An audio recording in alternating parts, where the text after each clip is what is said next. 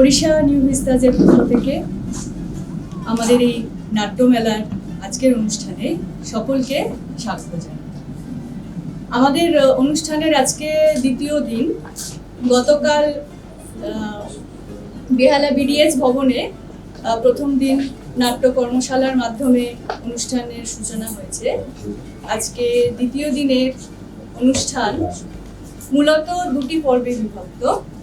প্রথম পর্বে আমরা অতিথি বরণ করব, নাটক এবং নাট্যমেলার গুরুত্ব নিয়ে দু চারটি কথা বলবো, এবং গতকালের কর্মশালায় যারা অংশগ্রহণকারী ছিলেন তাদেরকে সার্টিফিকেট প্রদান করা হবে।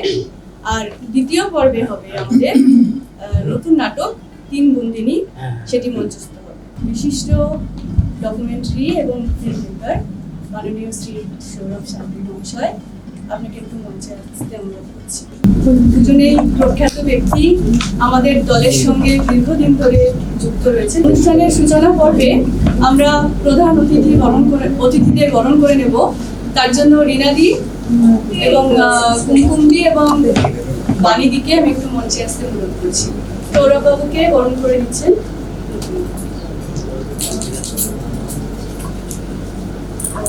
একটু আলোটা জ্বালিয়ে দিন ওদিকে।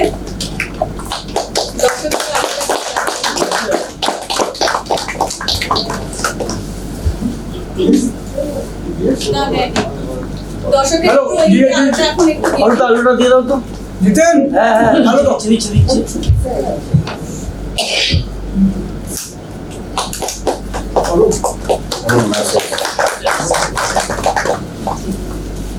এবার অশোক মিত্র স্যারকে বরণ করে নিচ্ছেন। বাণী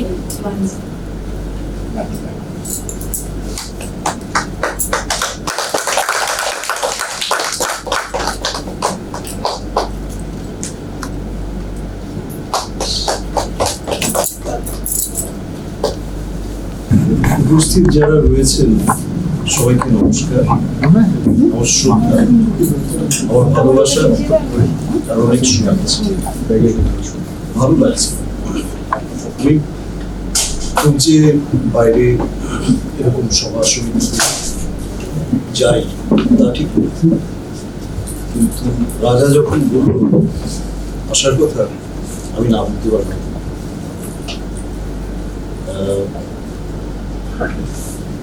আমার কাজ ছবি তোলা, ছবি বানানো, ফিল্ম বা সিনেমা। সেখানে কিছু চরিত্র বাস্তব হয়, কিছু চরিত্র কাল্পনিক হয়।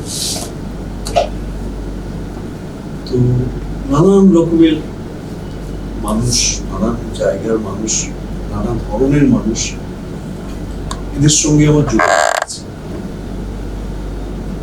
তো এইটুকু বুঝতে পেরেছি যে সমাজের মধ্যে আমরা রয়েছি, যে সমাজের অনেকগুলো স্তর থাকে, অনেকগুলো ভাগ। এই ভাগগুলো আমরা প্রাথমিকভাবে হয়তো ধর্ম দিয়ে করতে পারি, শিক্ষা দিয়ে করতে পারি, অর্থনৈতিক অবস্থা দিয়ে করতে পারি। এইভাবে আমরা আলাদা আলাদা স্তরে ভাগ হয়ে যাই। আর এই যে আমি যে চোখে দেখতে পাই, তার মানে কি আমি সবকিছুই দেখি?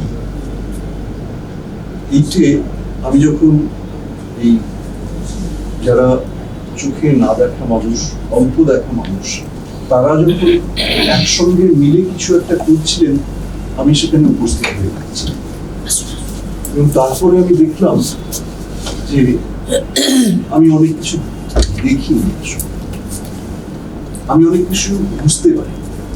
যদিও দেখেছি মানুষ, এমনকি পরিচিতদের মধ্যেও দেখেছি অন্ধ মানুষ, কিন্তু তাদের বেঁচে থাকা কি, তাদের অনুভূতি কি, তাদের ক্ষমতা কি, সেইটে এদের সঙ্গে আমি না মেলামেশা করলে আমি বুঝতে পারতাম না যে এই যে একটা নাটক হচ্ছে। আমি প্রথম যখন এরকম একটা নাটক দেখেছিলাম কোনো একটা মঞ্চে, আমার ভয় হচ্ছিল এই রে হয়ে যাবে না তো, একেবারে সামনে চলে আসছে। এই যে এখানে একটা দড়ি এখানে লাগানো রয়েছে, এইটি ছুঁয়ে যখন কেউ ঢোকে সে জানে যে থিয়েট্রিক্যাল স্পেসটা হবে। আমরা যারা চোখে দেখা নাটক করি, আমরা চোখে দেখে থিয়েট্রিক্যাল স্পেসটাকে আমরা বুঝতে পারি, সেইটা ধরে আমরা, কিন্তু শব্দ দিয়ে যে আসলে স্পেস সেটা আমি আগে কখনো ভাবিনি। এই যে নাট্য ভাবনা হয়তো অন্য কোথাও আছে, কিন্তু কলকাতায় দীর্ঘদিন অনেক বছর ধরে এই যে কয়েকজন করে চলেছে, আমি জানি না এরা কোথা থেকে কতখানি কি সাহায্য পায়, কি কেন, কেননা আমরা তো চোখে যে দেখতে পায় না, যে ভালো করে হাঁটতে পারে না, যে ভালো করে কথা বলতে পারে না, তাদের আমরা বাতি মানুষের দলে ফেলে দিই। আমাদের কাছে এদের কোনো গুরুত্ব আসলে নেই, কিন্তু এদের সঙ্গে আমি মিশে বুঝতে পেরেছি এদের ক্ষমতা কতখানি। আমি এই শহরটাকে কখনো ভাবিনি যে গন্ধ দিয়েছে। আমাকে যখন একটা রাস্তার ঠিকানা বলা হচ্ছে, তখন সেই রাস্তার ঠিকানা আমাকে একজন গন্ধ দিয়ে বলেছে। এই শহরের মধ্যে যে কত রকমের শব্দ হয়, কত রকমের বাতাস হয়, আমি এদের সঙ্গে মেলামেশা করতে করতে সেইটা আমি বুঝতে পেরেছি। আর বুঝতে পেরেছি স্পর্শ কি অদ্ভুত অনুভূতি। এমনও হয়েছে, আমি দেখেছি হয়তো 3 বছর 4 বছর বাদে আমার গলার শব্দ না শুনে আমার শুধু হাতে ছুঁয়ে সৌরভ দ্বারা, আমার কাছে এটা একটা ম্যাজিকের। আমি তো কতজনকে ছুঁচ্ছি, কত কিছু ছুঁচ্ছি, আমার কি মনে আছে নাকি কার ছোঁয়াটা কিরকম? এই যে ইন্দ্রিয় বলা, যে অদ্ভুত একটা দৃষ্টি, যেটাকে আমি বলবো যে অন্তর্দৃষ্টি। আমরা চোখে দেখি, কিন্তু আমাদের সবসময় আমরা চোখে দেখলেই যে সবকিছু বুঝতে পারি, যেটাকে ভিশন,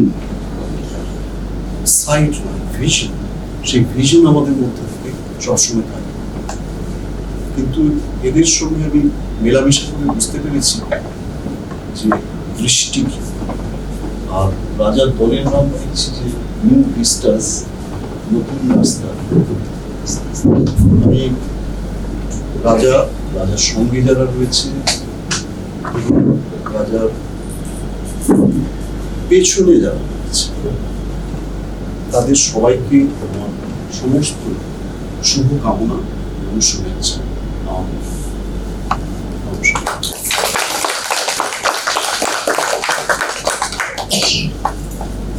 শুধু দর্শক মন্ডলী, উপস্থিত সৌরভবাবু আর আমার প্রিয় ছাত্রছাত্রীরা, আসলে আমি শিক্ষকতাটাই করেছি। আর এই শিক্ষকতা করতে গিয়ে আমি দেখেছিলাম যে একদল সংস্কৃতি মনা ছোট ছোট ছেলে, তাদেরকে এই সংস্কৃতির চর্চাটাকে উস্কে দেওয়া, সেই উস্কে দেওয়ার কাজটাই আমি শিক্ষক হিসেবে শিক্ষকতার পাশাপাশি করে গেছি। আজকে যে উজ্জ্বল প্রদীপটা আপনারা দেখছেন, এই উজ্জ্বল প্রদীপটার সত্যে পাকানো শুরু হয়েছিল, মানে সেইভাবে অফিসিয়ালি সত্যে পাকানো শুরু হয়েছিল আজ থেকে প্রায় 27-28 বছর আগে, 30 বছর আগে, 96। তো সেই সময় থেকে আমাদের ছেলেমেয়েরা, মানে আসলে ওই শিক্ষকতা করতে করতে আমাদের ছেলেমেয়েরাই বলাটা আমার অভ্যাসে দাঁড়িয়ে গেছে। আমাদের ছেলেমেয়েরা একটা ফর্ম নাটক কিভাবে করতে হয় সেটা শিখে। তার আগে পর্যন্ত আমাদের হাতে ওই অ্যামেচার একটা নাটক আমরা যেরকম পারি সেরকম দেখিয়ে দিচ্ছিলাম, কিন্তু পরে একেবারে প্রফেশনাল নাটকটা যে করা যায় এবং অন্য নাটকের দলের সঙ্গে তাল মিলিয়ে পাশাপাশি সমমানে, চাই কোথাও কোথাও একটু বেশি আলো ভরা নাটক এদের কাছ থেকে আমরা পেয়েছি। এই নাটকের দল বরিশাল নিউ ভিস্টাস এর পক্ষ থেকে যখন রাজা আমাকে বললো যে স্যার আপনাকে আসতে হবে, আমি কোনো কিছু না ভেবেই বলে দিয়েছিলাম যে যাও। তখন আমি জানতাম না যে আমাকে এইখানে বসিয়ে কিছু বলার জন্য বলতে হবে। এটা বললে পরে আমি তখন ভাবতাম যে আমি পেছনে আছি, তোরা বাবা যা করার কর। তো যাই হোক, সব মিলে আজকে আমাকে গর্বিত করার জন্য আমি বরিশা নিউ ভিস্তাসকে অত্যন্ত ধন্যবাদ জানাচ্ছি, কৃতজ্ঞতা জানাচ্ছি। ওরা আরও বড় হোক, আরও ভালো কিছু করুক এবং নাটককে নাটকের মতো করে পুরো সমাজের কাছে এমনভাবে উপস্থাপনা করুক যা দেখে অন্যেরা হিংসা করুক। এইটুকু আমি ওদের কাছ থেকে আশা করছি, এইটুকুই আমার পরামর্শ। ধন্যবাদ। আমরা জানি যে ব্লাইন্ড অপেরা দৃষ্টিহীনদের নাট্যদল, তার পুরোভাগে ছিলেন স্যার, অশোক স্যার। আচ্ছা, এবারে কর্মশালার যারা অংশগ্রহণকারী তাদেরকে সার্টিফিকেট প্রদান অনুষ্ঠান শুরু করছি। সুমঙ্গল মণ্ডল।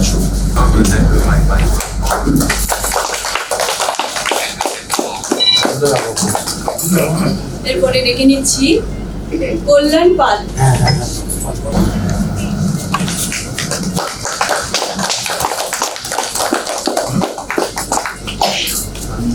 শম্ভু চ্যাটার্জি।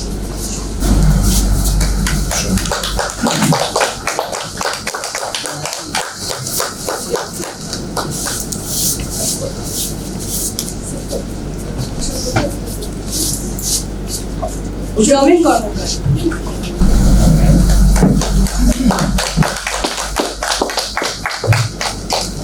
গৌরী সরকার।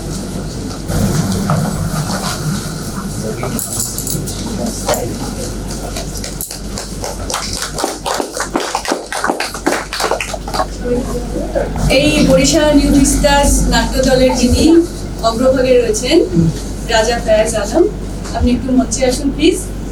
নমস্কার।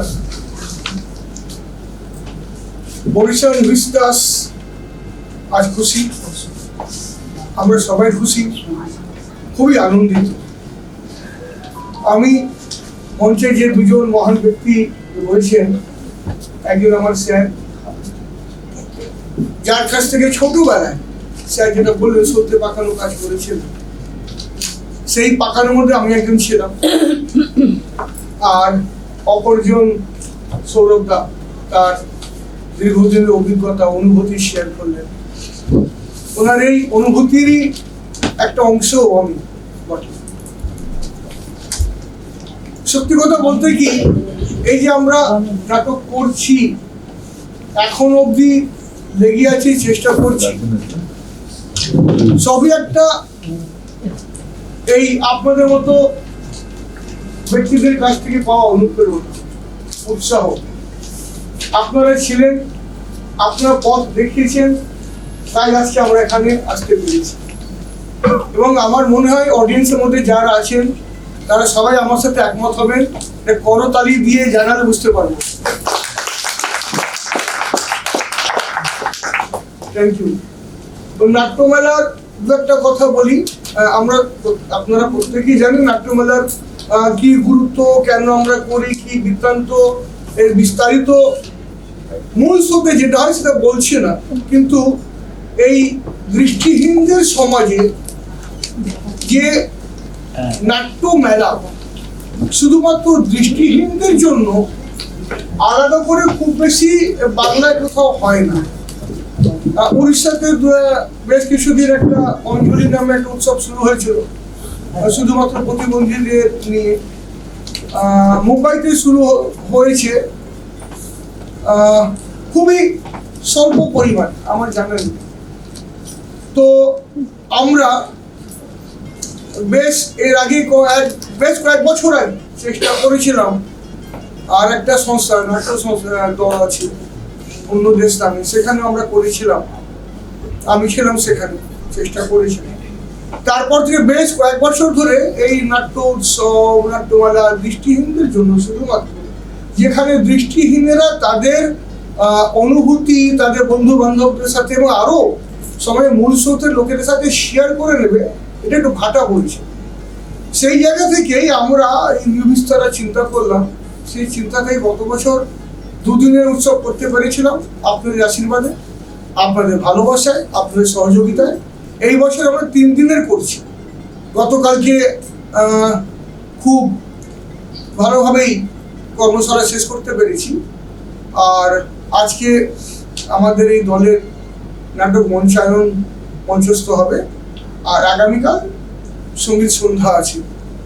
তো আমি চেষ্টা করেছিলাম আরও আমাদের যে মতো যে দু একটা দল বাংলা বা কলকাতায় অভ্যাস করছে তাদেরকে আনার চেষ্টা করেছিলাম। ওনাদের নানা কর্মক্রিয়াকাণ্ড থাকার জন্য ওনারা আসতে পারলেন না, ব্যস্ততা ছিল। তো আশা করছি আরও অনেক দৃষ্টিহীন দলদের ভবিষ্যতে আমরা পাবো এই কাজে, এবং আপনাদের মতো আরও যারা আসছেন আমাদের শুভানুধ্যায়ী, তাদেরকে আমাদের দলের পক্ষ থেকে সাধুবাদ জানাচ্ছি, কৃতজ্ঞতা জ্ঞাপন করছি। এবং আপনারা আমাদের সাথে থাকলে আরও আমরা এগিয়ে যেতে পারবো এই আশা রাখছি। কারণ আপনারা আমাদের হচ্ছেন পথপ্রদর্শক, অনুপ্রেরণার কারণ। আপনারা যদি না থাকেন আমরা এগোতে পারবো না। আর যে দুজন আছেন, আরও অনেকেই আছেন নিচে, তাদের সবাইকে আমার কৃতজ্ঞতা জানাচ্ছি, শ্রদ্ধা জ্ঞাপন করছি। এরপরে নাটক হবে আজকে 3 বন্দিনী। আশা করছি নাটক শেষ পর্যন্ত আপনারা থাকবেন এবং শেষে আপনাদের অনুভূতি শেয়ার করে যাবেন। নমস্কার, সবাই ভালো থাকবেন। 3 বন্দিনী রচনা শ্রী শিশির কুমার দাস, সম্পাদনা এবং নির্দেশনা রাজা ফয়েজ আলম, আবহ পরিচালনায় আছেন শ্রী সোমনাথ পানি এবং শ্রী রবি কর্মকার, এবং মেকআপ রূপসজ্জায় আছেন মোহাম্মদ ইসরাফিল, আলোতে আছেন জিতেন্দ্র দাস। নাটকটি সম্পর্কে আমি দুটো কথা একটু বলে দিই। এই নাটকটি মহাকাব্যের যে জটিল প্রেক্ষাপট, আমরা গ্রিক মহাকাব্য এবং ভারতের রামায়ণের কথা বলছি। এখানে 3টি যে চরিত্র আছে, গ্রিক মহাকাব্য থেকে হেলেন, স্পার্টার হেলেন বা ট্রয়ের হেলেন, এবং পেনেলোপি যিনি ইথাকার রানী এবং গ্রিক বীর ওডিসিউসের স্ত্রী, এবং আমাদের রামায়ণের যে চিরদুঃখিনী চরিত্র সীতা। এই 3টি চরিত্রকে সমান্তরাল মঞ্চে দাঁড় করানো হয়েছে নাটকে। যদিও আমরা মঞ্চে পেনেলোপি এবং হেলেনকে পাবো, সীতা এখানে পশ্চাৎপটে থাকবেন। আর এই আমাদের যে পুরুষতান্ত্রিক সমাজ, তার যে অনুশাসন, সেইখানে নারীদের যে বঞ্চনা, যে গ্লানি, যে বেদনা, তার একটা আখ্যান এই নাটকের মধ্যে প্রকাশিত হয়েছে। তো আপনারা দেখবেন এবং শেষ অবধি থাকবেন আশা করছি। আর কেমন লাগলো বা কোথায় আর কি করতে হবে, যদি আপনাদের মূল্যবান মতামত নাটকের শেষে শেয়ার করেন, তাহলে আমরা আরো অনুপ্রাণিত হব।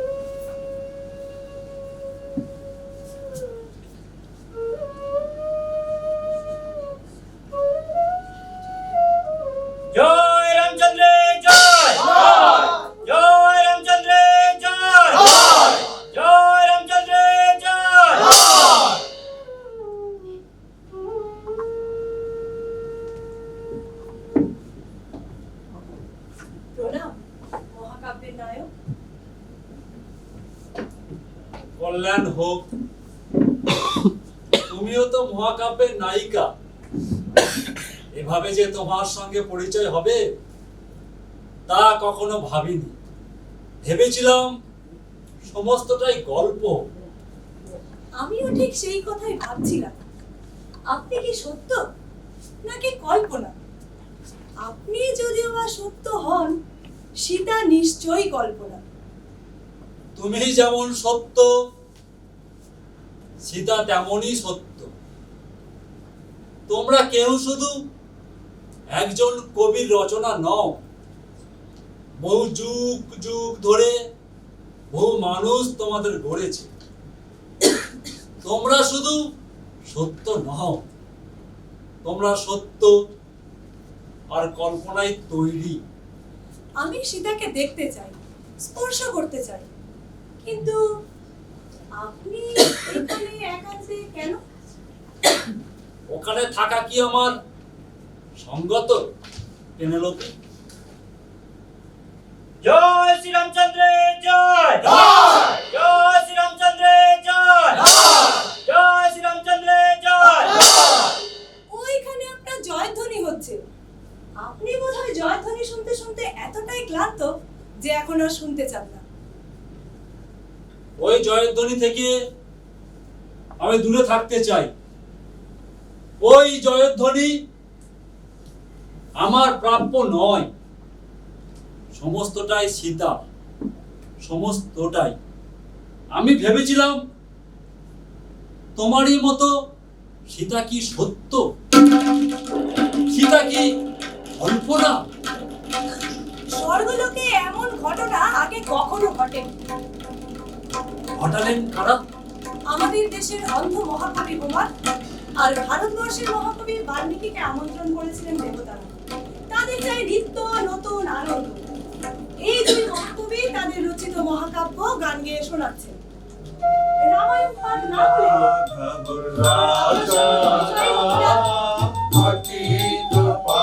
পেনেলোপি, আমিও তোমাকে চিনতাম না পেনেলোপি। কি বিশাল কাব্য আপনাদের! আরো বড় মহাকাব্য আছে আমাদের। আরো বড় মহাকাব্য? আপনাদের সবই বড় বড়।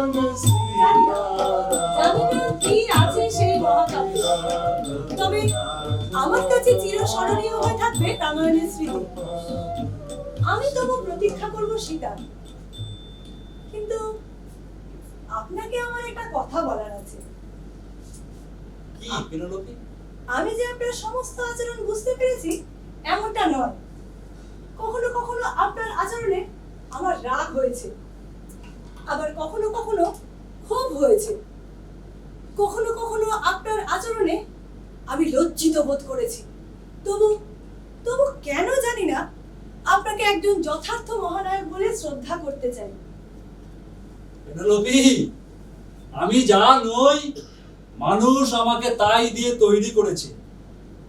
আমি কাব্যের আমি নই, যে আমি অসংখ্য বৈপরীত্যে ভরা। পেনেলোপি, আমাদের সবচেয়ে বড় মহাকাব্যের নায়ক আখিলেশ। তিনি বীর, বন্ধু বৎসল, কিন্তু তার বীরত্বে কোনো উদারতা নেই, বিজয়ে নম্রতা নেই। তার সঙ্গে কথা বলার সাহসই হতো না আমার। আর আর আপনি আপনি বনস্পতির মতন। আপনার শক্তি লুকানো আছে ডালে, পাতায়, মাটির অন্ধকারে। মাটির বাইরে শুধু ছায়া, শুধু প্রগাঢ় স্থিরতা। কিন্তু তার চেয়েও বড় কথা সত্য। আপনি সত্য নিয়ে বড়ই চিন্তিত। একজন মানুষ সত্য পালনের জন্য এত দুঃখ সহ্য করতে পারে, অথচ আপনি লোকভয়ে বিচলিত। আমি কিছুতেই বুঝতে পারছি না আপনি কেমন করে সত্য আর লোকভয় দুটোকে একসাথে মেলাতে পারেন। মেলানো যায়? সীতার সঙ্গে আচরণে আপনার কাছে সত্যের চেয়ে লোকভয় বড় হয়ে উঠেছিল কেন? তুমি তো স্বয়ং কবি পেনেলোপি, অনেক প্রশংসা করেছো। এবার যদি একটু কটু ভাষণ করো আমার নীরবে শোনা উচিত। কটু ভাষণ, সত্য ভাষণ নয়। তর্ক করব না পেনেলোপি। প্রত্যেক মানুষ যদি তার জীবনে অতীতের দিকে একবার ফিরে তাকায়, কত অসংখ্য অসঙ্গতি চোখে পড়বে, কত ক্ষুদ্রতা, কত দীনতা, আর সেই সঙ্গে চোখে পড়বে এমন কয়েকটি আচরণ যার ব্যাখ্যা সে দিতে পারবে না পেনেলোপি।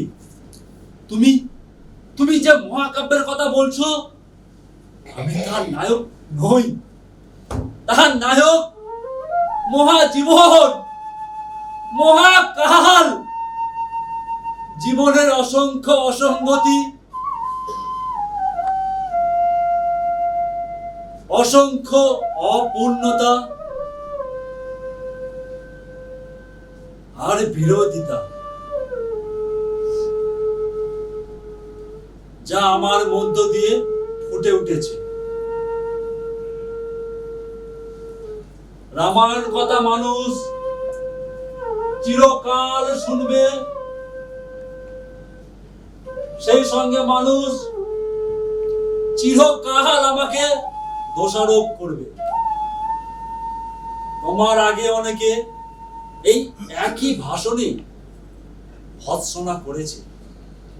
আমি আমি নীরবে শুনেছি, আজও নীরবে শুনবো।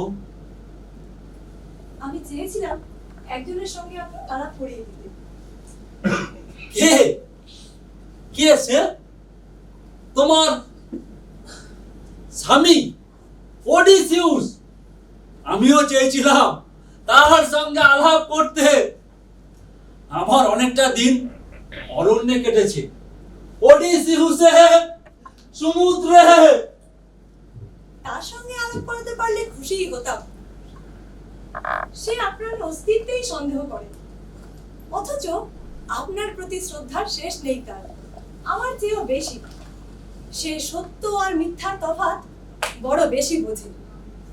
একজন মানুষ যে সত্য পালনের জন্য এত দুঃখ সহ্য করতে পারে, এই কথাটা বিশ্বাস করাই তার পক্ষে কঠিন। আপনি তার কাছে সম্পূর্ণ অজানা, সম্পূর্ণ ভিন্ন। আপনি তার বিপরীত মেরু। আপনি আপনি বিরক্ত হচ্ছেন আমার ভাষণে? না না না না না না পেনেলোপি, না।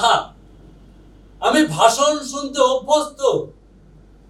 বনে জঙ্গলে সর্বত্রই সাধু সন্ন্যাসীরা আমাকে নীতি কথা শোনাতেন। মেনে নিলাম আপনার এই মৃদু তিরস্কার, কিন্তু আমি যার কথা বলছি সে শুধু আপনাকে মৃদু তিরস্কার করে ছেড়ে দিত না। সম্প্রতি কোন নারী আমাকে মৃদু তিরস্কার করে ছেড়ে দেন না। অনুমান করি তিনি একজন নারী। অনুমানে আপনার ভুল হয় না, তবে সীতার কথা যেই শুনবে, সে পুরুষই হোক বা নারী, সে কিন্তু তিরস্কার করবেই। সীতা সখী ভাগ্য অনেক ভালো। না না না না না না না না, আমি যার কথা বলছি ইনি সীতার সখী নন, বরং এই একজন নারীকেই আমি জানি যিনি সীতার প্রতি বিরক্ত। কে সেই রমণী? এই রমণী সে আমার এক বোন, হেলেন। পৃথিবীতে তার চেয়ে সুন্দরী রমণী আগে কখনো জন্মায়নি। আমি যত চেয়েছি সীতার স্মৃতিকে বুকের মধ্যে আগলে রাখতে, আর সে ততই দূরে সরিয়ে রাখতে চায় সীতার স্মৃতিকে। অবশ্য একদিক থেকে ভালোই হয়েছে, আজ আপনার স্বর্গলোক থেকে বিদায়ের দিনে সে এসে উপস্থিত হয়। আপনার যাওয়ার সময় হলো। কিন্তু এমন এক নারীর জন্য আমি বিলম্ব করতেও প্রস্তুত। বিলম্ব হলেও আমি পৌঁছে গেছি, প্রভু বৈপতি শ্রীরামচন্দ্র। এসো এসো হেলেন, এসো এসো। নমস্কার হেলেন, নমস্কার। আমাকে তুমি চিনলে কেমন করে? আপনি নরচন্দ্রমা, স্বয়ং ঈশ্বর। যতই পাপিষ্ঠা হই না কেন, ঈশ্বরকে চিনে নিতে ভুল হয় না আমার। কিন্তু আপনি আমার চিনলেন কেমন করে? তুমি বিশ্বের সুন্দরী শ্রেষ্ঠা, মহাকাব্যের নায়িকা। এই আমার বোন হেলেন। এর সৌন্দর্যের খ্যাতি শুনেছি, কিন্তু ক্রোধের খ্যাতি তো শুনিনি। স্ত্রী লোকের কোনো ক্রোধের খ্যাতি হয় না, পুরুষের ক্রোধের খ্যাতি হয়। এই যে মহাকাব্যের নায়িকা বলে আপনি আমার ঠাট্টা করলেন, সেই মহাকাব্যের বিষয় ক্রোধ, তবে পুরুষের ক্রোধ। হেলেন, রামচন্দ্র আজ আবার স্বর্গলোক থেকে মর্তলোকে যাচ্ছে। ও তাই নাকি?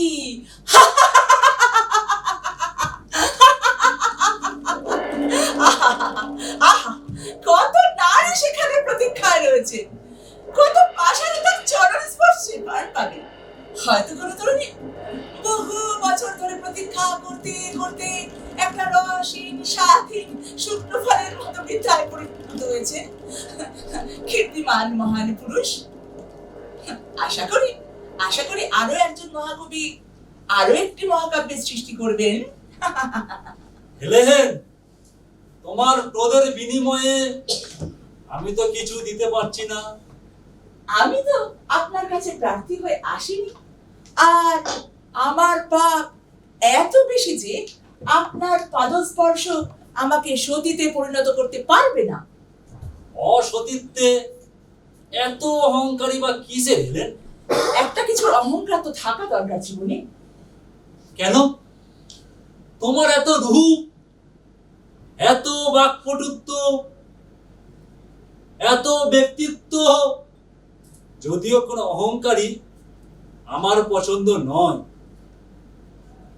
রূপ? না না না না না না না না, না। রূপ তো বিধাতার দান, আর অসতীত্ব আমার অর্জন। যত অহংকার আছে, বোধ করি সেই অসতীত্বের অহংকারকে আপনি সবচেয়ে বেশি অপছন্দ করেন। আর সেই জন্য বুঝি এত জোরে অহংকার ঘোষণা করছো? কি দরকার? দরকার আপনার জন্য নয়, আমার জন্য। এতে আমি শক্তি পাই।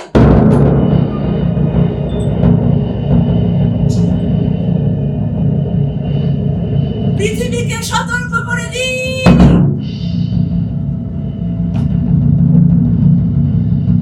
আমাকে নিন্দা করার আগে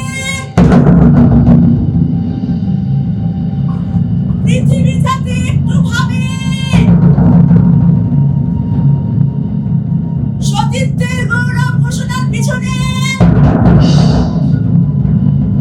পুরুষের বহু শতাব্দীর কূটনীতি কিভাবে কাজ করছে।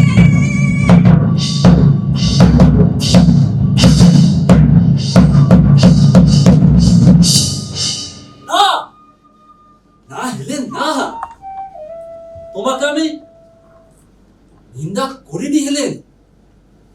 তোমাকে তো প্রত্যক্ষ ভয় করেননি, পরোক্ষে করেছেন।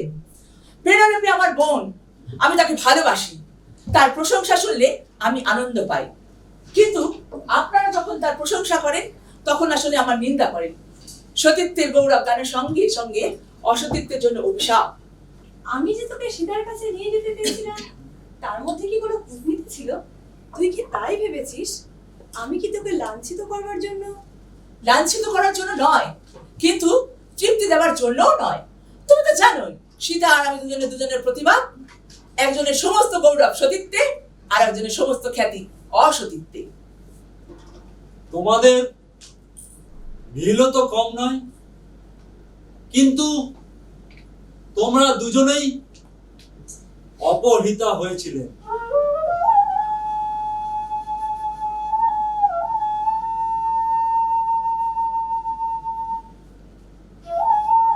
রাবণ সীতাকে অপহরণ করেছিল ঠিকই, কিন্তু সে নারী লোভে নয়, প্রতিশোধ কামনায়। রাবণের সঙ্গে আপনার দ্বন্দ্ব, তাই সে সীতাকে হরণ করেছিল। আমাকে কেউ অপহরণ করেনি। চাওয়া পাওয়ার পথে পথে দিন কেটেছে, কোনো মতে এখন সময় আপনাকে দিয়ানি জানি জানি বন্ধু জানি তোমার মাঝে তো হাত খানি কাজে জনগণে।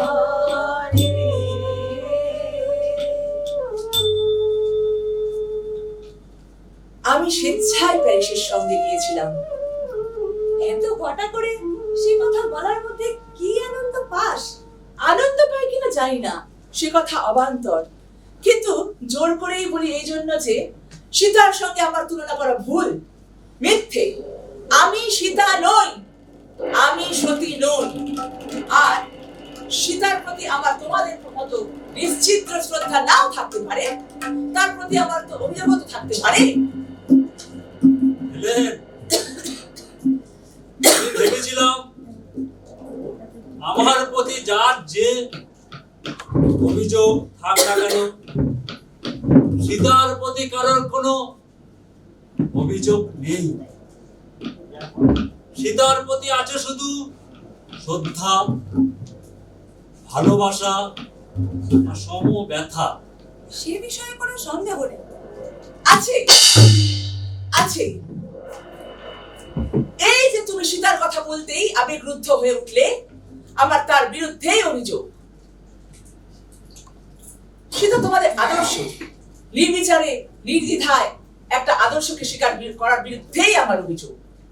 আদর্শ তো মানুষের থাকতেই পারে, আর সীতাকেই যদি কেউ আদর্শ বলে গ্রহণ করে তাহলে তাতে অভিযোগ উঠবে কেন? তাকে নির্বিচারে নির্দ্বিধায় গ্রহণ করেছি বলেই বা মনে হবে কেন? জয় সীতার জয়, জয় সীতার জয়, জয় সীতার জয়।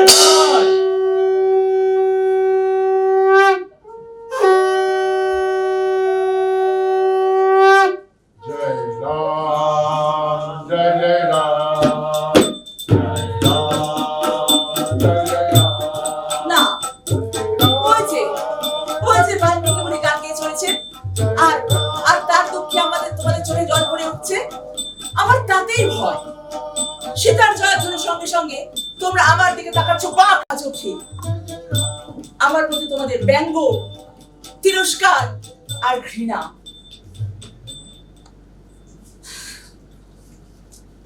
জানেন জানেন রঘুপতি রামচন্দ্র, কি হেলেন, বলো। এ আজকের কথা নয়,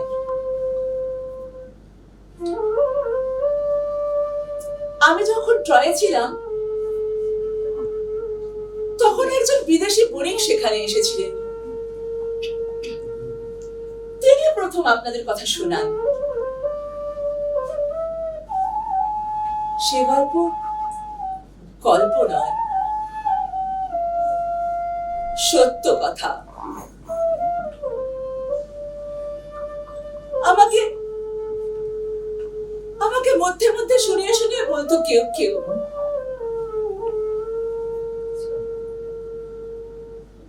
তাদের চোখে থাকতো জ্বলন্ত ব্যঙ্গ, চোখে ঝিলিক মারতো কৌতুক,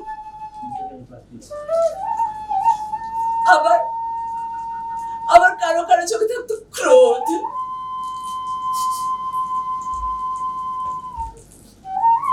আমাকে বলা হতো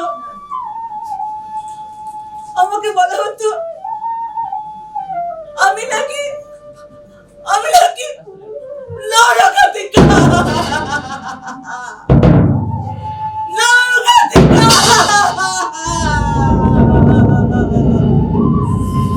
নগরঘাতিকা।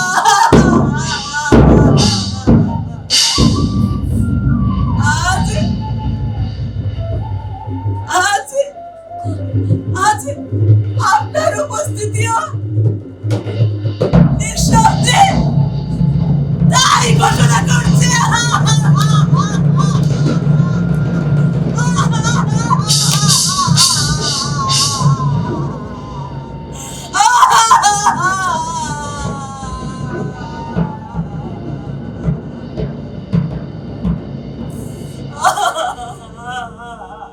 না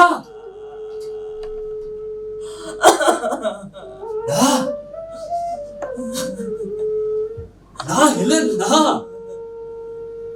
হেলেন, হেলেন, অকারণে সন্দেহ করো না মানুষকে।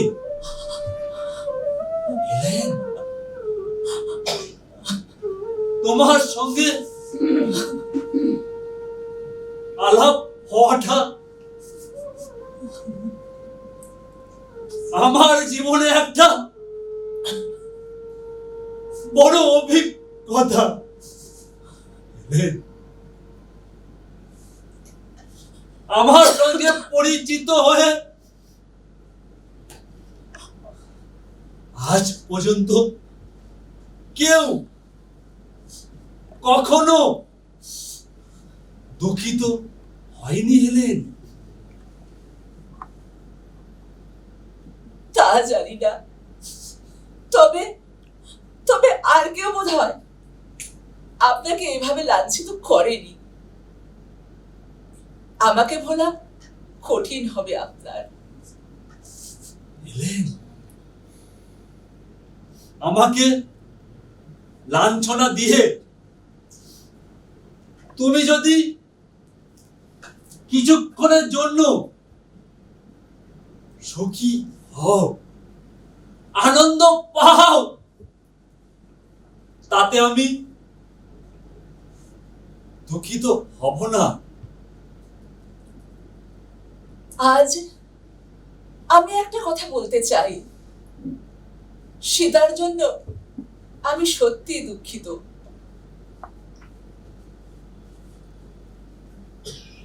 হঠাৎ আবার ভুল বললাম, সীতার জন্য ঠিক নই, আপনার জন্য আমি লজ্জিত শ্রীরামচন্দ্র। আর সেই লজ্জা সীতার জন্য, তাই আমার তার বিরুদ্ধে অভিযোগ। কিন্তু আজ আমি সে কথা বলতে চাই না। আজ আমার আঘাতের লক্ষ্য শুধু একজন, আপনি। আপনি আপনি রামচন্দ্র, আপনি।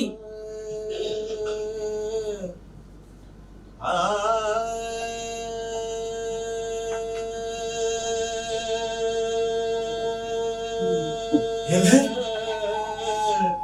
হেলেন, হেলেন, তুমি যাতে লক্ষ্য ভ্রষ্ট না হও, আমি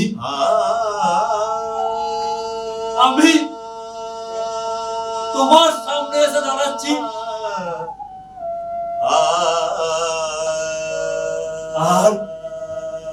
আর যদি বলো তো বলি পশুর মতো ঘাটটা নিচু করে। ব্যঙ্গ ব্যঙ্গ নয়। শুনুন, কোনদিন ভেবে দেখেছেন কি সীতা, পেনেলোপি আর আমার মধ্যে একটা গভীর মিল আছে? গভীর মিল? হ্যাঁ, গভীর মিল। তবে সেই মিল এই নয় যে আমাদের কেউ অপহরণ করে নিয়েছিল। পেনেলোপি স্বদেশেই ছিল, কেউ তাকে অপহরণ করে কোথাও নিয়ে যায়নি। আর আমি স্বেচ্ছায় গিয়েছিলাম ট্রয়ে। শুধু রাবণ সীতাকে হরণ করে নিয়ে গিয়েছিল বিদেশে। আমাদের তিনজনের তিন রকম জীবন, ভিন্ন ভিন্ন। তাহলে তাহলে মিল কোথায়? মিল অন্য জায়গায়। জীবনের একটা সময় আমরা তিনজনেই ছিলাম বন্দিনী, অবরুদ্ধ। তোমরা বন্দিনী, তোমরা অবরুদ্ধ। তুমি বলো পেনেলোপি, কি জীবন কাটিয়েছিলে তুমি থাকায়? ছিল তোমার স্বদেশী স্বাধীনতা? তুমিই বলো, তোমার মুখেই শুনি।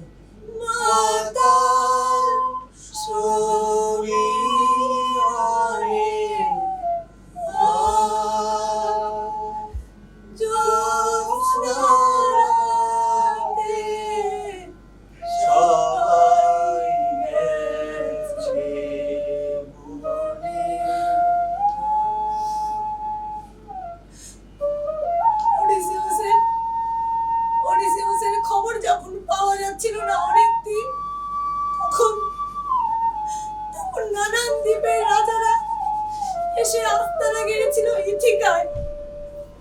তারা তারা স্বয়ং নিয়ন্ত্রিত অতিথির বেশে শুরু করেছিল অত্যাচার। আমার রাজ্যের ফসল তারা ভাগ করে নিচ্ছিল নিজেদের মধ্যে। আমার রাজ্যের ভেড়া সুর মেয়ে চলছিল তাদের মহোৎসব।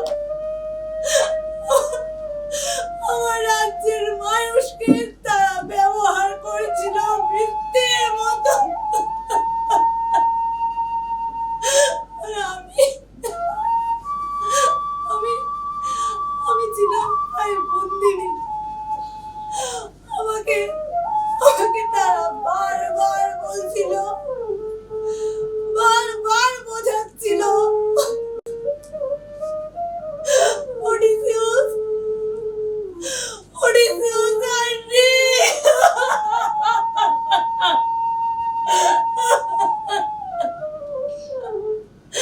ওডিসিউস মারা গেছে।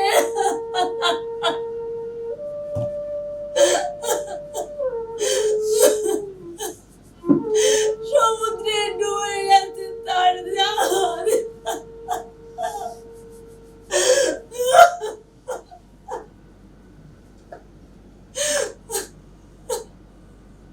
তাই বলছিলাম তুমিও ছিলে বন্দিনী। নিজের দেশে, নিজের ঘরে তারা তোমাকে বেষ্টন করে রেখেছিল। তুমি বলতে পারোনি তোমরা চলে যাও, বলতে পারোনি অডিসিউস বাঁচুক মরুক সে সমস্যা আমার, তোমাদের নয়। সীতার মতো তুমিও ছিলে বন্দিনী। রাবণও কি সীতাকে বলেনি রামকে ভুলে যাও, রাম মৃত, আমাকেই ভজনা করো? সীতা অন্য রাজ্যের কারাগারে বন্দী ছিলেন, আর বিদেশিরা তোমার সমস্ত দেশকে পরিণত করেছিল এক বিশাল কারাগারে। তুমি ঠিকই বলেছ। যারা এসেছিল তাদের উদ্দেশ্য ছিল অপহরণ আর লুণ্ঠন।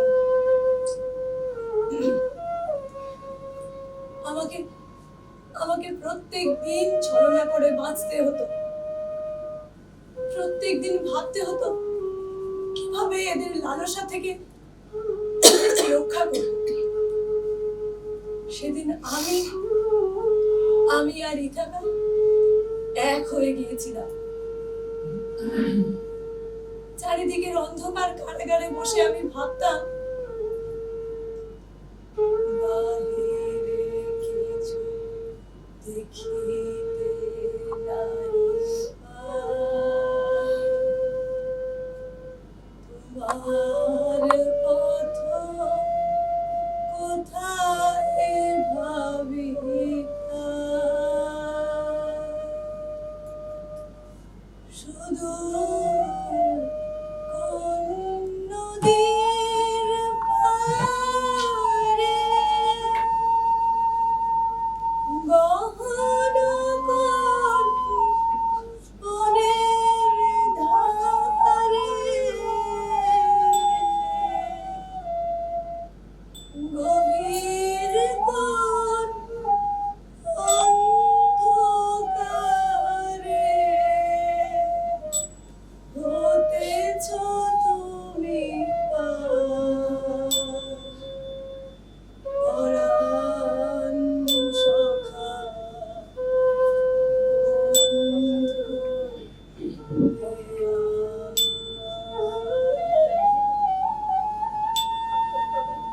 কবে কবে আসবে ওডিসিউস?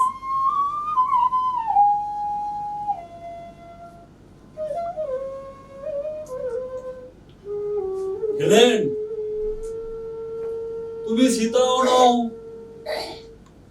তুমি পেনেলোপিও নও, তুমি কেন বন্দিনী? কোন কারাগারে? না, আমি সীতাও নই, আমি পেনেলোপিও নই। দুটো নাম একসঙ্গে উচ্চারণ করাও ঠিক নয়। কিন্তু রামচন্দ্র, আমি ছিলাম স্বাধীন যেদিন আমার স্বামীকে পরিত্যাগ করে আমি স্বেচ্ছায় ট্রয়ে গিয়েছিলাম। আমি স্বাধীন ছিলাম যেদিন আমার স্বামী সমস্ত সৈন্য সামন্ত নিয়ে ট্রয় ঘিরে ফেলেছিল। তখন থেকে ট্রয় অবরুদ্ধ, আর সেই সঙ্গে আমিও। তখন আর আমি একজন মানুষ মাত্র নই, নারী মাত্র নই, আমি শুধু যুদ্ধের পুরস্কার। যে জিতবে আমি তার। যদি ট্রয় জিততো আমি থাকতাম ট্রয়ে।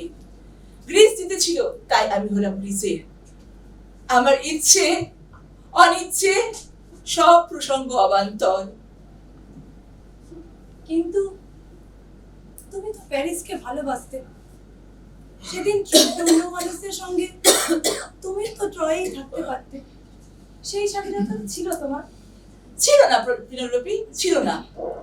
আমার সৌন্দর্য আমার বন্ধন, আমার সৌন্দর্য আমার সমস্ত স্বাধীনতাকে হরণ করে নিয়েছিল।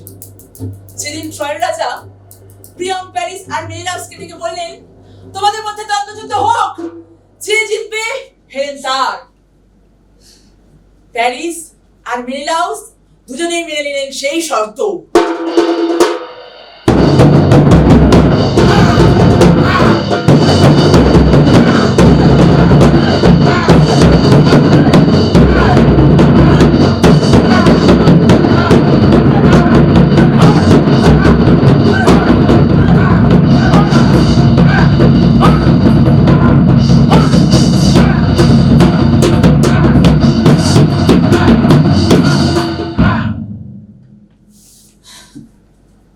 তখন থেকে স্থির হয়ে গেল আমার ভাগ্য।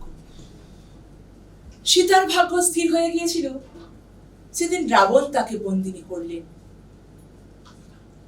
যে জিতবে সীতা তার। রামচন্দ্র, আপনি যুদ্ধ দিতে কি প্রমাণ করতে চেয়েছিলেন? সীতা আপনার যুদ্ধের পুরস্কার মাত্র। তোমার ক্ষেত্রে ঠিক তাই পেনেলোপি। অডিসিউস ফিরে এলেন, যুদ্ধ করলেন রাজপুরুষদের সঙ্গে। যুদ্ধে না জিতলে তোমার ভাগ্য হতো অন্য। অডিসিউস যুদ্ধে জিতেছিলেন, তাই তুমি পড়লে তার হাতে। আমরা এই তিনজন বন্দিনী, তিনজনই যুদ্ধের। কিন্তু সীতা ছিলেন রামের প্রতীক্ষায়, আমি ছিলাম ওডিসিউসের প্রতীক্ষায়। তুমি তো মেরিলাউসের জন্য প্রতীক্ষা করো। প্রতীক্ষা করেছি, কিন্তু কামনা করিনি। যেভাবে লোকেরা অনিবার্য দুঃখের জন্য প্রতীক্ষা করে, সেভাবেই প্রতীক্ষা করেছি।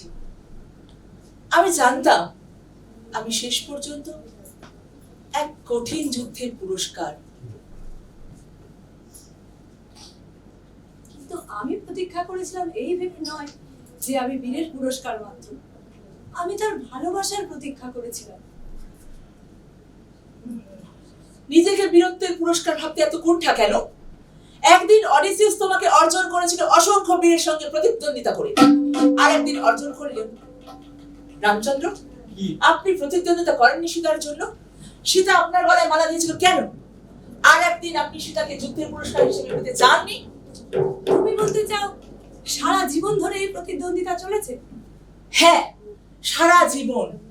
আমাদের এই জীবন নিয়ে বিধাতা প্রশ্ন তুলেছেন সমস্ত মানুষদের কাছে। আমরা প্রত্যেকেই শান্ত নির্বিরোধী জীবন নিয়ে বেঁচে থাকতে পারতাম, কিন্তু কিন্তু বিধাতা বেছে নিলেন আমাদের তিনজনকে পরীক্ষার জন্য। আমার জীবনে এলো প্রলোভন। প্রলোভন নয়, সংকট।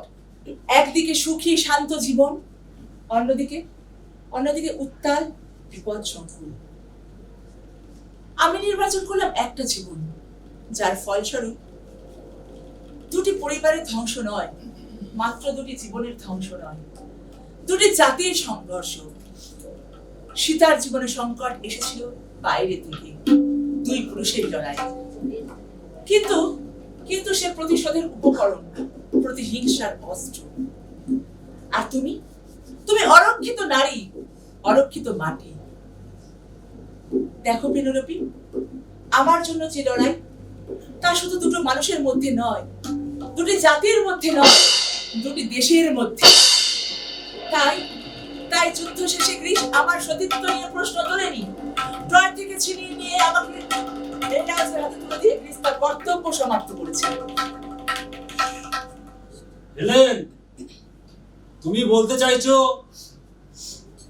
পেনেলোপিকে শত্রুদের হাত থেকে রক্ষা করাটাই ওডিসিউসের একমাত্র কাজ?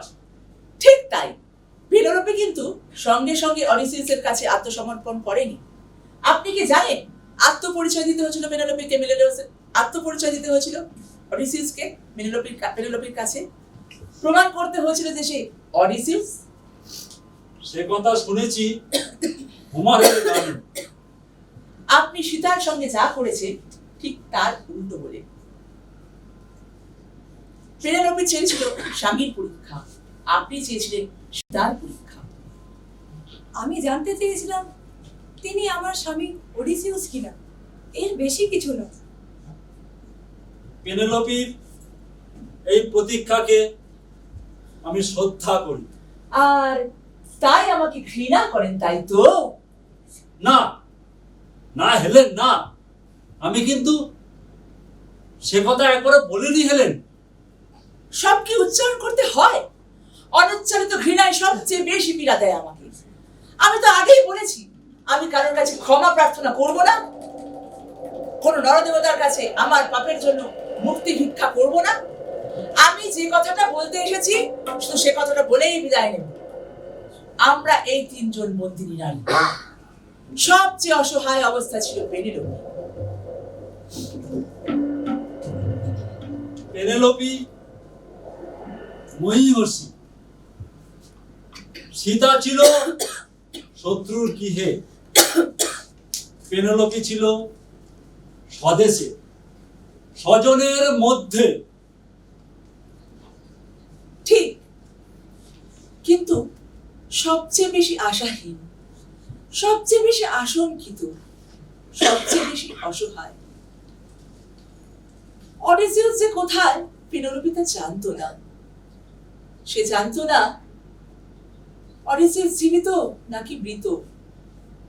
শুধু নিজের বিশ্বাস অবলম্বন করে সে প্রতীক্ষা করেছে অডিসিউসের। সীতা অন্তত জানতেন আপনি লঙ্কায় পৌঁছেছেন। প্রত্যেক দিন তিনি পেতেন যুদ্ধের খবর, রাবণ সৈন্যদলের জয়োল্লাস কিংবা হাহাকার। আশা আর নিরাশায় তার জীবন কেটেছে।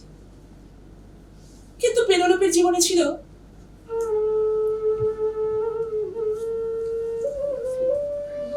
নিশ্ছিদ্র অন্ধকার। আজ বলাও কঠিন, কোথাও কোনো চিহ্ন ছিল না ওডিসিউসের। সামনে যেন এক অন্ধকার সমুদ্র, দিক চিহ্নহীন শূন্য আশা। বড় কঠিন সে দিনগুলো।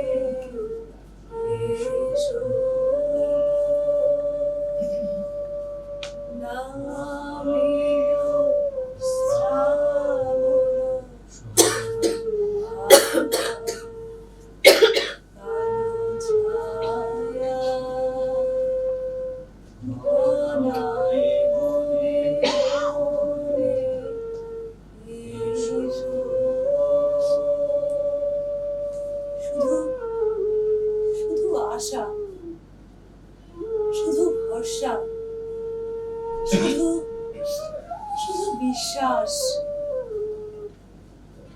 সফল হয়েছে সেই বিশ্বাস। অবশেষে তোমরা মুক্তি পেয়েছ বন্ধন থেকে, প্রতিষ্ঠিত হয়েছ সগৌরবে। আমরা না রামচন্দ্র, না। হেলেন, এত তীব্র প্রতিবাদ কেন হেলেন? সেই কথাটাই তো আজ আমি বলতে এসেছি। আমরা এই 3 জন বন্দিনী নারী, সীতা, পেনেলোপি এবং আমি, আমরা 3 জন এই বন্দিদশা থেকে মুক্তি পেয়েছি। সীতা, পেনেলোপি এবং আমি। তোমরা 3 জনেই ফিরেছ স্বামীর কাছে, সগৌরবে প্রতিষ্ঠিত হয়েছ তোমরা। কিন্তু সগৌরবে নয়, সগৌরবে নয়। 3 জনের 3 রকম ফেরা। 3 জনের 3 রকম ফেরা। পেনেলোপি স্বামীর কাছে ফেরেনি, স্বামী ফিরেছে পেনেলোপির কাছে। সে পরীক্ষা নিয়েছে অডিসিউসের, সেই পরীক্ষায় উত্তীর্ণ হয়েছে অডিসিউস। আমি মেনেলাওসের কোনো পরীক্ষা নিইনি, সে জয়ী আর আমি যুদ্ধের পুরস্কার।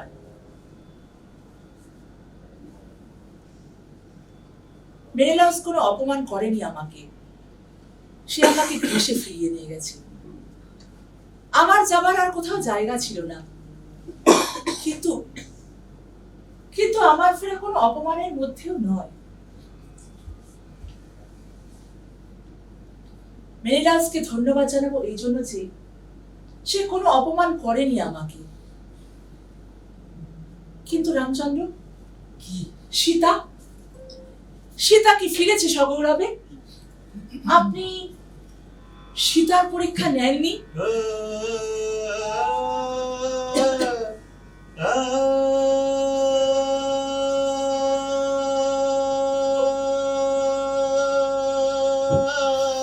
হেলেন, হেলেন,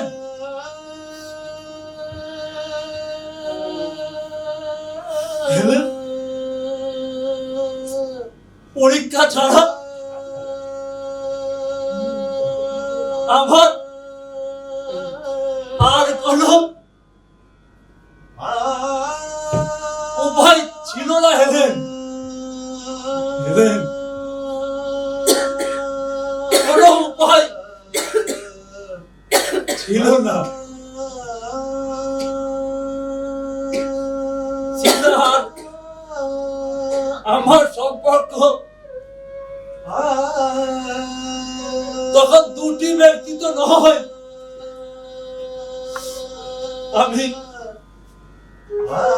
আমি রাজা, আমি অযোধ্যা রাজা।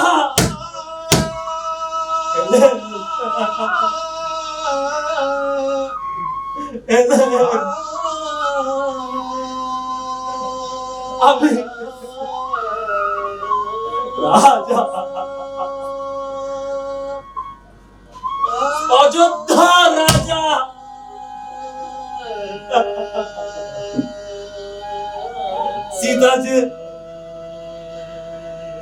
সীতা যে অভাব বিদ্যা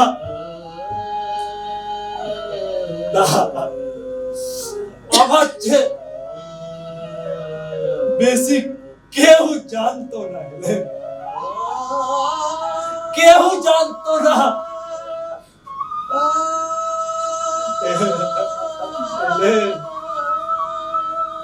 কিন্তু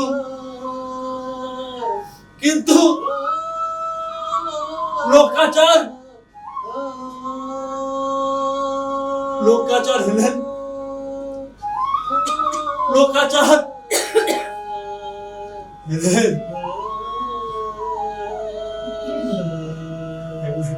আপনি মনে করেন গ্রিসে লোকাচার নেই? গ্রিসে সতীত্বের গৌরব নেই? গ্রিস সতীত্বকে সম্মান করেন না? সতীত্বের গৌরব শুধু ভারতবর্ষে?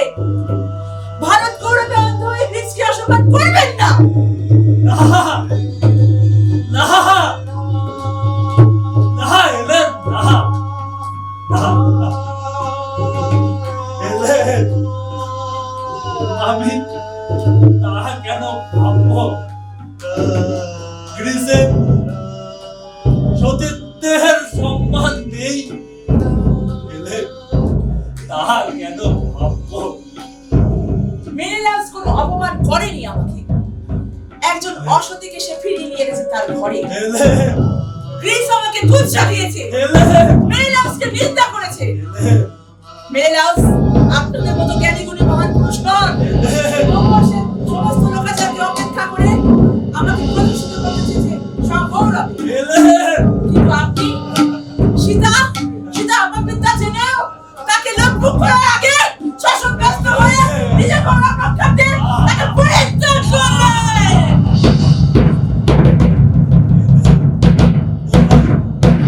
দোহাই, দোহাই হেলেন, দোহাই।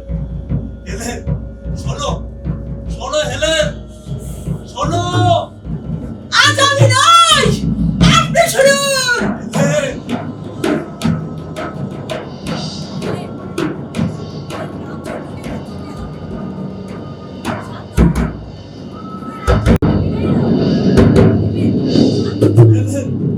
হ্যাঁ, তুমি ঠিকই বলেছো। ওনাকে তো যেতেই হবে। ওনার বংশ বাকি আছে, অনেক কাজ বাকি আছে। ওনার অনেক কাজ বাকি আছে। ওনার বংশ পর্যন্ত বৃদ্ধি করতে হবে। ওনার অনেক কাজ রয়েছে।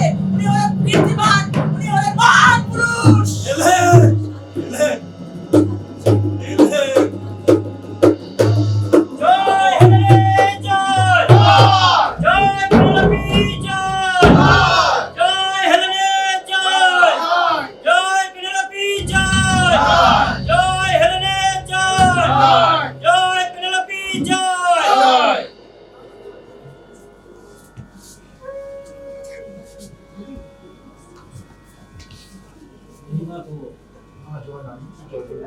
না না না,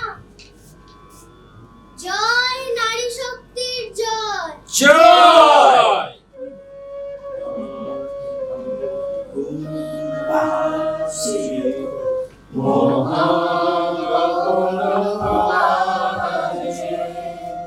মহিমা তব উদ্ভাসিত মহাগগন মাঝে বিশ্বজগৎ মণিভূষণ বেষ্টিত চরণে আনন্দ লোকে মঙ্গলালোকে বিরাজ সত্য সুন্দর বিরাজ সত্য সুন্দর।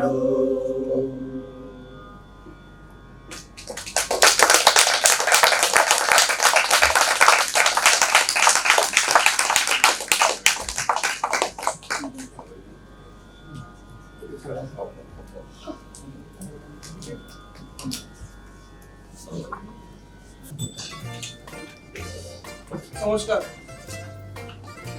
আপনারা দেখলেন আজকে আমরা এখানে করতে পেরেছি তিন ভঙ্গিনী।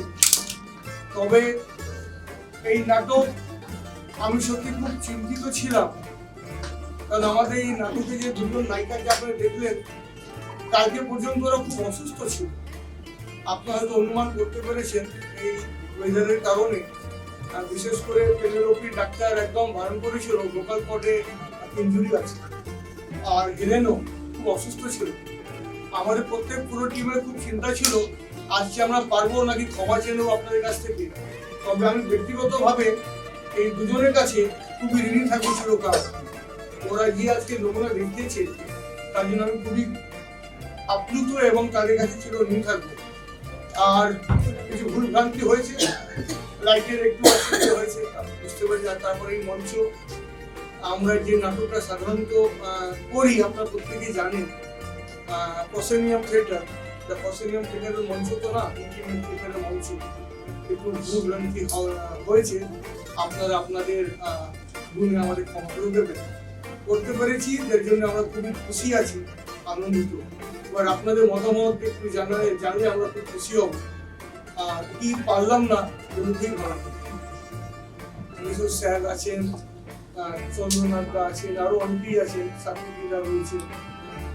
রাজা মোটের উপরে ভালো লেগেছে, সমস্তটাই ভালো লেগেছে। আর এই বিশেষ করে এই দুজনকে তো ধন্যবাদ জানাতে হচ্ছে, কারণ হচ্ছে অসুস্থতা নিয়ে ওরা যেভাবে করে গেল পুরো সময়টা ধরে। স্যার প্লিজ মাঝে ঠিক আছে, আমি এখান থেকে বলছি, না না প্লিজ ওরা একটু খুশি হবে। মাঝে মাঝে ওদেরকে দেখে মনে হয়েছিল যে ওরা নিতে পারছে না, তো তখন আমার মনে হচ্ছিল যে হঠাৎ করে এরকম বসে যাচ্ছে কেন। তো ভোটের উপরে কিন্তু ওরা আজকে ভীষণ ভীষণ ভীষণ ভালো করেছে।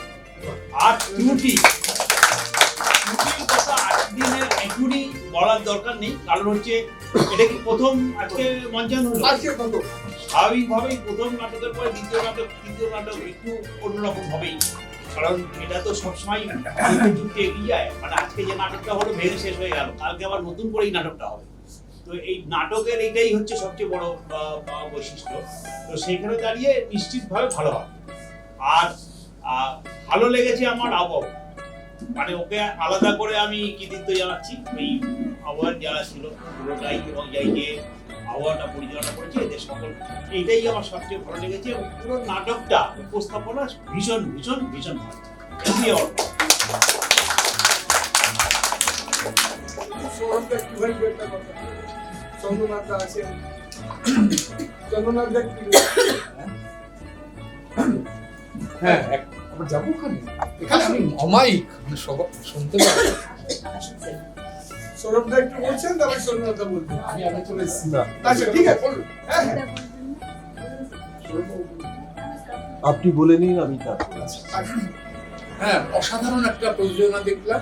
আর যেটা বোঝাই যাচ্ছিল সোনালী আর মিনার দুজনই যে কতটা অসুস্থ খুব ভালো করেই বোঝা যাচ্ছিল, কিন্তু তার সত্ত্বেও ওরা যে পারফরমেন্স করছে তার কোনো তুলনা নেই। একদম যেমন নাট্য রচনা শৈলী অসাধারণ, নাটকের দ্বন্দ্ব সবটাই খুব সুন্দরভাবে উপস্থাপিত হয়েছে। তবে আবু মোটের ওপর ভালো ছিল, কিন্তু আমার দু একটা জায়গা মনে হচ্ছে একটু বেশি মাত্রায় হয়েছে। যেমন মিনার সঙ্গীতের সঙ্গে রমেনকে দরকার ছিল না কোথাও কোথাও, এটা না হলে একা মিনা গাইলেই ভালো। রমেন ছিল না, ও ওখানে সাপোর্ট দিয়েছে মিনাকে। আচ্ছা আচ্ছা আচ্ছা, এটা মনে হচ্ছে এটা কেন সেটাই ছিল। যাই হোক, মোটের ওপর মানে এক্সেলেন্ট একটা প্রোডাকশন, খুবই ভালো, মানে অল্প সময়ের মধ্যে।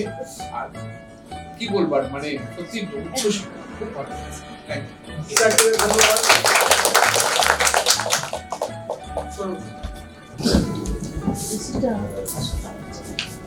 আপনাদের সবাইকে শুভেচ্ছা। যে আমার খুব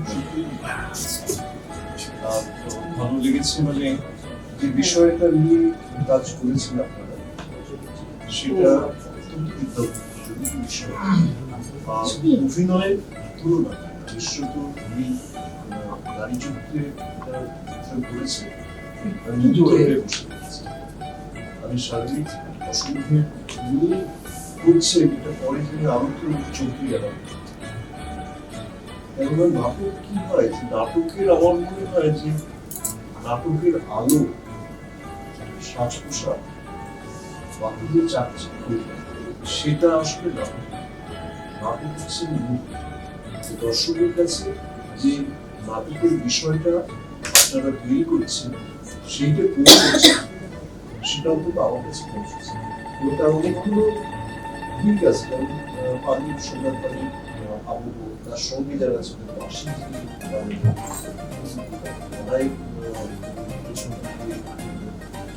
খুব সুন্দরভাবে মিলে মিশে গেছে, আমার এইটি মনে হচ্ছে।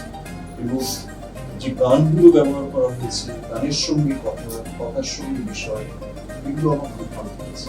আমার একটাই সমালোচনা আছে যে রামচন্দ্রের শব্দের উচ্চারণ আরো ভালো করা হয়েছে, তাহলে সেটা আমাদের আমরা যারা দর্শক, তাহলে আমাদের কাছে সেটা রামচন্দ্র চরিত্রটাকে ওইখানে একটু আমি প্রচুর পেয়েছি, মাঠে গেছি উচ্চারণের জন্য।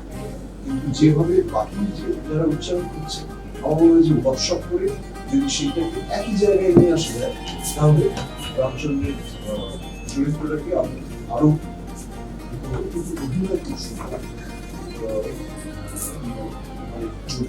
প্রেজেন্স যেটা বলে সেটা আমার সব মিলিয়ে আমি চাই যে নাটক অনেকবার আরো অনেকবার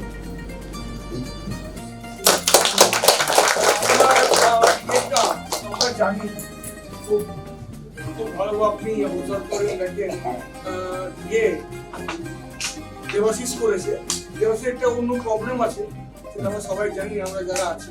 তো আপনার অবজারভেশন একদম পাবেন, আর কালিদা আছে, কালিদা আছে, কালিদা আছে। আমি তো ফোনে আশীর্বাদ বলে দেবো। মনে বললে হবে না, একটু আশীর্বাদ শুনবো। আমি শুনবো, ওরা সবাই শুনতে চাইছে। রাধা একা শুনলে হবে না, আমাদের শোনাতে হবে। না আমার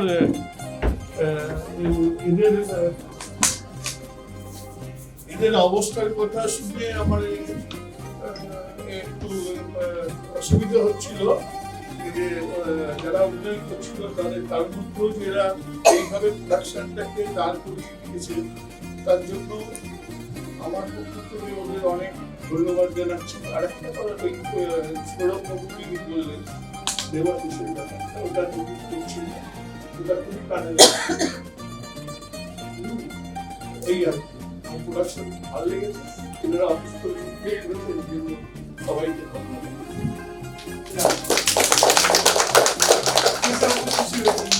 আর কেউ যদি টুকু কিছু আর কে সাথী আমি চাইছি না, আমি চাইছি না, আমরা চাইছি, আপনি আমাকে ডাকবি না, আমি চাইছি, আমরা চাইছি না। আসলে একটু না, সবার আশীর্বাদ পেতে চাই আমরা। রাজা এখানে সোমনাথ দাও রয়েছে। ও ভাই সুন্দর আসছে, অবশ্যই সুন্দর আসলে শুনবো।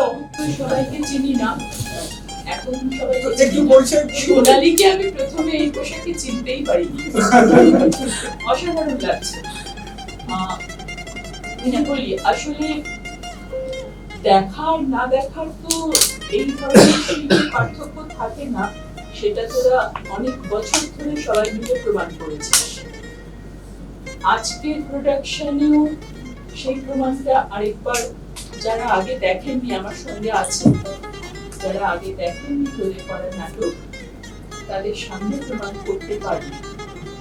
কিন্তু এইটা প্রথম, এবং আমার যেহেতু অভিজ্ঞতা আছে তোরা কতদূর যেতে পারিস, কতটা করতে পারিস, তাই জন্য আমি বলবো যে এইখান থেকে যদি শুরু হয়, চেষ্টা চালিয়ে রাখতে হবে, প্রচন্ড পরিশ্রম করতে হবে, নয়তো কিন্তু আমরা সেই জায়গাটায় হয়তো পৌঁছতে পারবো না যে জায়গাটায় দাঁড়িয়ে সবাই বুঝে যাবে যে সত্যি দেখা কিংবা না দেখায় শিল্পের কোনো দেখা হয় না, শিল্প শিল্পী থাকে।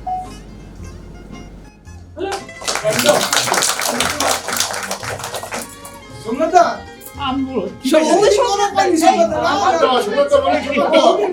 অনেকদিন পর পেয়েছি আপনার কাছে। আসুন, আমি তখন কথা বলতে পারিনি। আচ্ছা আসুন, আমাদের সঙ্গে আছে শতাব্দী। আচ্ছা হ্যাঁ, আসুন শতাব্দী নাটকের আসুন একজন যিনি আমি বহু বছর ধরে, যে খুব অল্প বয়স ধরে নাটক করছে, নাটকের সঙ্গে আছে প্রীতি। উনি মনে প্রথম দেখতেন প্রীতি নাটক। প্রথম ধরে নাটক দেখতে এসেছেন, তাদের প্রীতি কথা বলবেন। আসুন, সোমনাথ আমি আপনার পাশে দাঁড়াই, বহুদিন পাশে পাইনি। আমি ওদের খুবই শুভানুরোধ দেয়, ওদের অনেকদিন ধরে দেখছি, ওরা যে নিজেরই নাটক করছে, এটা আমার প্রথম দেখা। রাজা আর এর আগে কি নাটক করছে? না না, নিজে পরিচালনা না, মানে পরিচালনা করেছি, এটা আমার 3-4 নম্বর পরিচালনা। চোখের আলো করেছি।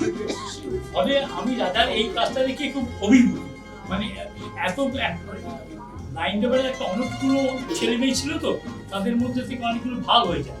তা আমার সেটা ভাগ হওয়াটা খুব খারাপ লেগেছে। আবার অংশ ভাগটা হওয়া দরকার, এই স্ফুরণগুলো ঘটে।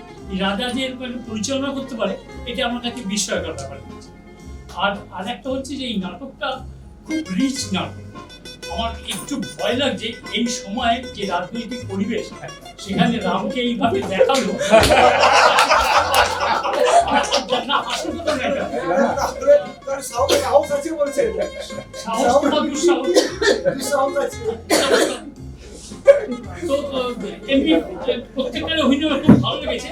তবে আমার কিছু কিছু মনে হচ্ছে না, আমি চোখ বন্ধ করে দেখছিলাম, আমার নাটকটা শুনছিলাম তাতে এটা একটা অনেক সময় মনে হচ্ছে একটা শ্রুতি নাটক দেখছি। নাটকের যে মুভমেন্ট থাকে, যে অ্যাকশন থাকে, সেটা বডি ল্যাঙ্গুয়েজ থাকে, সেগুলো নেই। এটা আমার খামতি লেগেছে। বিশেষ করে খুব ভালো লেগেছে ওই হেলেনের যে একটা ভিগার, সেই ভিগারটা কিন্তু তার কারোর মধ্যে ছিল। ও সেই ডমিনেট করছে, সে বলছে যে আমি অসতী, কিন্তু তাও সে নিজের বক্তব্যে সে এত পরিষ্কার। এটা আমার খুব ভালো লেগেছে। আর নাটকের ওইটা আমার খারাপ লেগেছে, যেটা আমি শ্রুতি নাটক দেখছি কেন, আমি তো সেই নাটক দেখতে চাইছি, সেটা অনেক সময় আমার কাছে লাগে। আপনার এই কথাটা মনে থাকবে, আমার এইটুকুনি বল।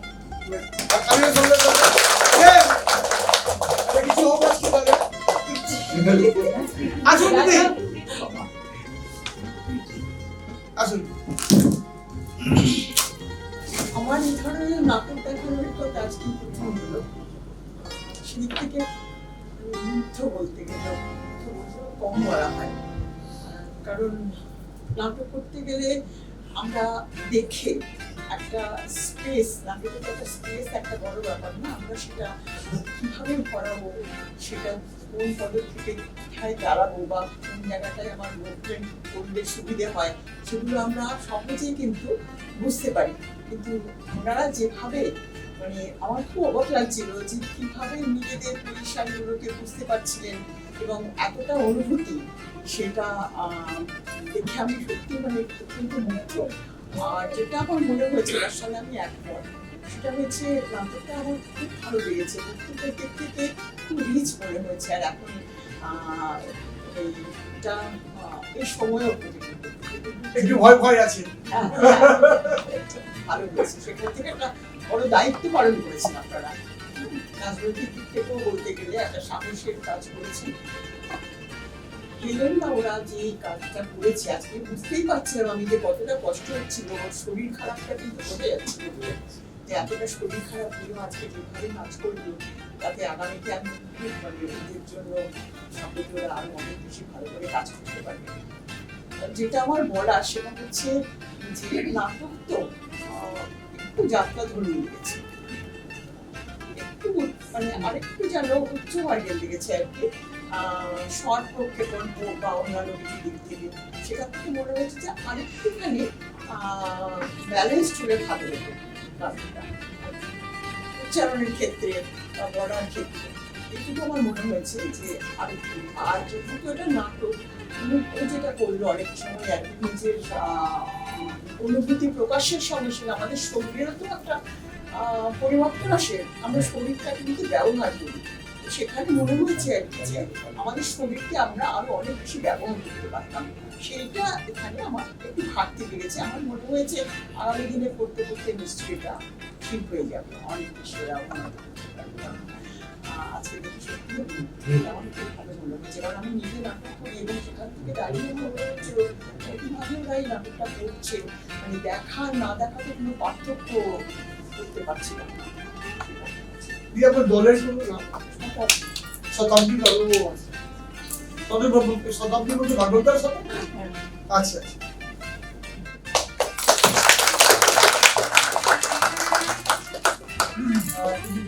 ধন্যবাদ জানালাম, আপনার কথা মূল্যবান কথাগুলো আমাদের মনে থাকবে। আর কেউ আছে? আচ্ছা, তাহলে তখন আপনাদেরকে আমরা পেয়েছি, বেঁধে রেখেছি, বেঁধে রাখতে পেরেছি, এটা আমাদের একটা পরম প্রাপ্তি। আর ভবিষ্যতে আবার পাবো একটু আশা আছে। এই যে মূল্যবান বক্তব্যগুলো যে পেলাম, আপনাদের এই পরামর্শগুলো আমরা কাজে লাগাবো। আর ভবিষ্যতে এইভাবে আমাদের সাথে থাকবেন, যাতে আপনাদের এই মূল্যবান পরামর্শ থেকে বঞ্চিত না হন। এই শোটা একটু বাড়াতে হবে, মানে আরো শো করো। হ্যাঁ, শোটা দিন, দিন, দেখতে হবে, এই দরকারটা করতে হবে না? অবশ্যই করবো। আর বড় স্টেজ হলে আরেকটু মুভমেন্টটারও সুবিধা হবে। হ্যাঁ, স্পেস একটা ব্যাপার আছে এখানে। এর মধ্যে মঞ্চ ছোট, তার মধ্যে দই পড়েছে, আরো সাইডের জায়গা কম।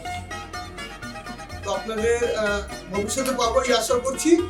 আর যদি কোথাও কোনো সুযোগ হয়, আপনাদের কোথাও জানা তবে একটা কথা বলবি, আমাদের মনে রাখবেন। হ্যাঁ, কি বলি সেটা হচ্ছে, আপনি বললেন যে আপনারা প্রসিডিয়ামে পড়েন, হ্যাঁ? তবে আমি বলবো দুটোই চালু রাখবেন, কারণ এটা যে কোনো জায়গায় করতে আপনি বুঝতেই পারছেন যে খরচের দিক থেকে একদম একদম। এই আপনি একটা কথা বলে দিদি, আমি বলি সত্যিকারে বলি, মোটামুটি নাটকের খরচাপাতি আমরা সবাই জানি, জানেন এমন কেউ নেই। আমাদের নতুন দল, আর মূলত আমরা সেন্ট্রাল গভর্নমেন্ট থেকে ইয়ে পেতাম, এখন তেমন কিছু কোনো সাড়া নেই, এটাও আপনারা জানেন। সেন্ট্রাল গভর্নমেন্টের অনেক বাধা বিপত্তি আসছে, অনেক নতুন নতুন নিয়ম আসছে, আর রাজ্য সরকারও খুব সামান্য একটা পুরো একটা দল, অফিসিয়াল নন অফিসিয়াল কাজকর্ম করা, প্রতিদিনের খরচা অনেক অনেক বেশি। তো এখনো লেগে আছি আপনাদের আশীর্বাদে, যদি কোনো সুযোগ আপনারা আমাদের চেষ্টা করবেন, পয়সা সম্ভব হয়। নমস্কার, আবেদন সোনালী। আমি মিনারা খাতুন। নমস্কার, কল্যাণ পাল। নমস্কার, আমি শুভঙ্কর মন্ডল। নমস্কার রবি সরকার। নমস্কার, আমি বাণী পানি দাস। নমস্কার, আমি রমেন কর্মকার। নমস্কার, আমি আমি দেবাশিস দাস। আমি অরূপ সানি।